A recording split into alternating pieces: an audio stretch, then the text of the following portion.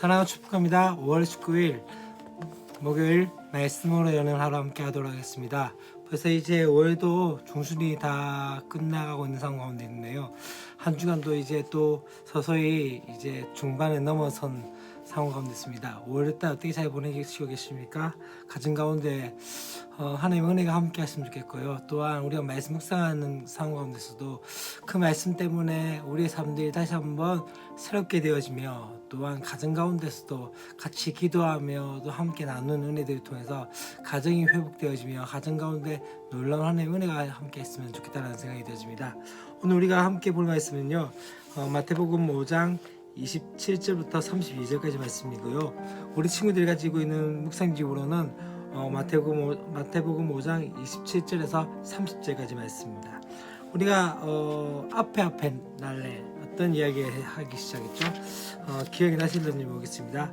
바로 예수님께서 이 땅에 오신 이유가 무엇이라고 얘기했죠? 바로 율법이나 선제를 폐하러 오신 것이 아니라 완전케 하기 위하여 오셨다라고 말씀했습니다.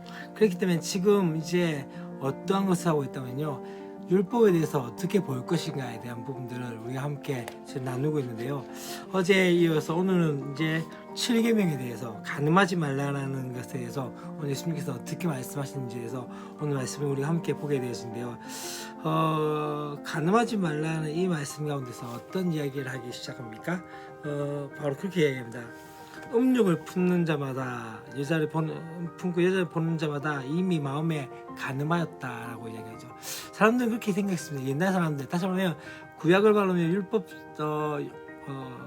계속적으로 율법을 연구했던 사람들이나 또한 서기관이나 바리새인들이나 그들은 십계명에서 가늠하는 그 행동까지 가는 것을 죄라고 생각했고, 가늠하지 않는 것을 거룩한 행동이라고 생각했던 것이죠. 근데 오늘 말씀에서 뭘 이야기합니까?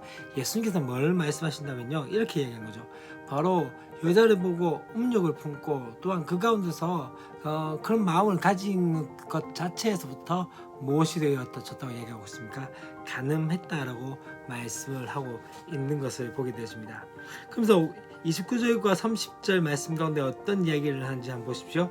29절과 30절 말씀에 어떤 이야기냐면, 오른 눈이 너를 실족하게 하거든. 다시 말하면 보는 것 때문에 실족하게 되어진 것에 대해서 차라리 그렇게 될 바에는 오른 눈을 빼버리고 천국 가는 게 낫다. 지옥에 가는 것보다 차라리 오른쪽 눈을 빼버리고 가는 게 낫다.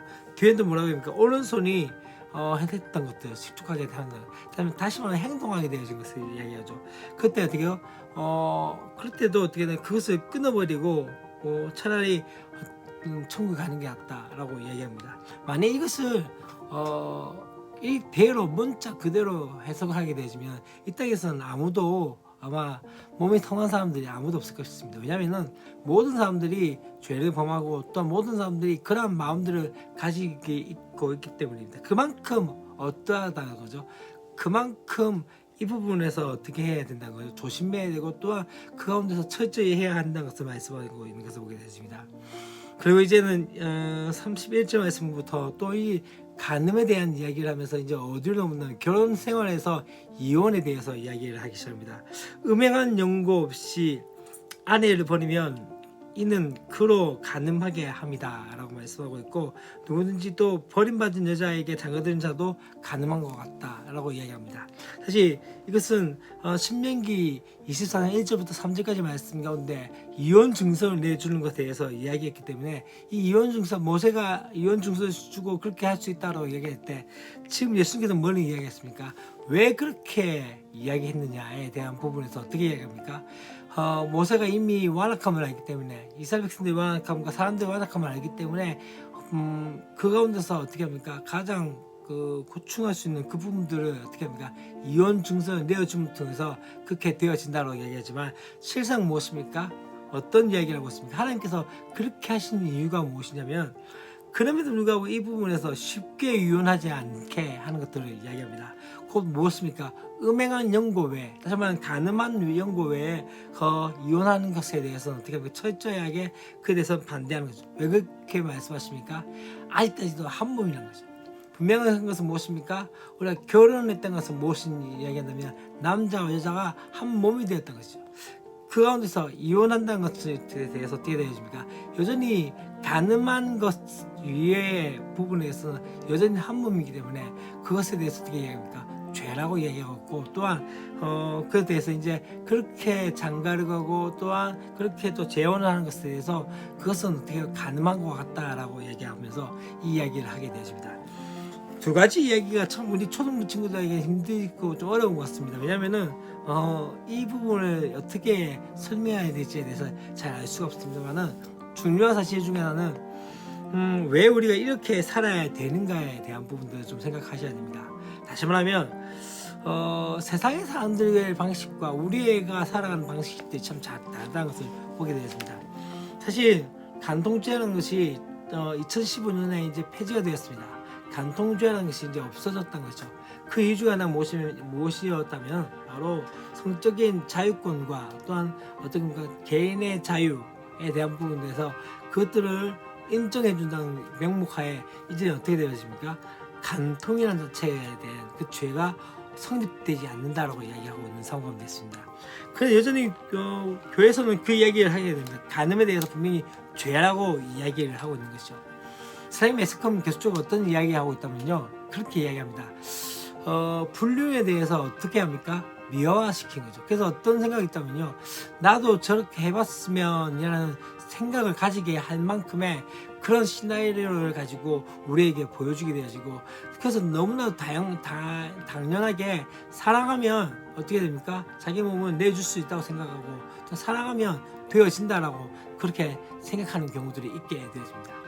그러나 복음은 그렇게 이야기하지 않습니다. 또한 그리스도인들은 그렇게 이야기하지 않습니다. 그리스도는 무엇이라고 이야기하고 있습니까? 결혼 외에 성관계를 가진 모든 것들은 죄라고 이야기하고 있고, 또 한 가지 무엇입니까? 가늠한 것 외에 이혼하는 것은 바로 죄라고 이야기하고 있는 것을 우리가 보아야 할 것 같습니다. 근데 왜 우리가 그렇게 살아야 할까요?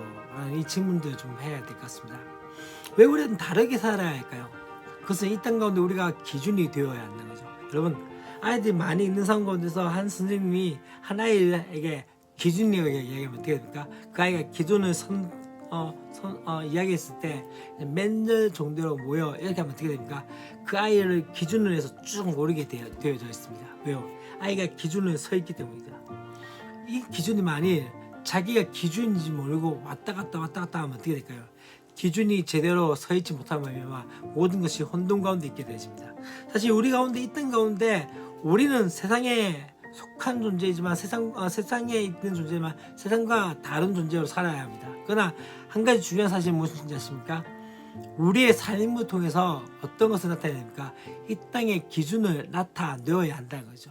죄가 무엇인지, 선이 무엇인지, 악이 무엇인지, 또한 그런데 정말로 진리가 무엇인지에 대한 부분들을 우리의 삶을 통해서 나타내어야 한다는 것을 말씀하고 있는 것이죠. 그렇기 때문에 우리의 삶은 어떠해야 해야 됩니까? 거룩한 삶을 살아야 되고 진짜의 삶을 살아갈 수 있는 것들을 보여줘야 한다는 것이죠. 그것을 통해서 믿지 않은, 또한 이 땅 가운데 기준을 정확하게 나타내는 게 우리의 삶이 아닐까요? 그렇게 하기 위해서 다시 한번 우리는 하나님의 말씀을 다시 한번 묵상하고 어떤 그 묵상 가운데서 어떻게 살지에 대해서 고민할 수 있어야 되지 않을까라는 생각이 되었습니다. 그런 삶을 살 수 있는 저와 여러분 되었으면 좋겠습니다. 사랑과 축복합니다. 내일도 우리 함께 뵙도록 하겠습니다. 안녕.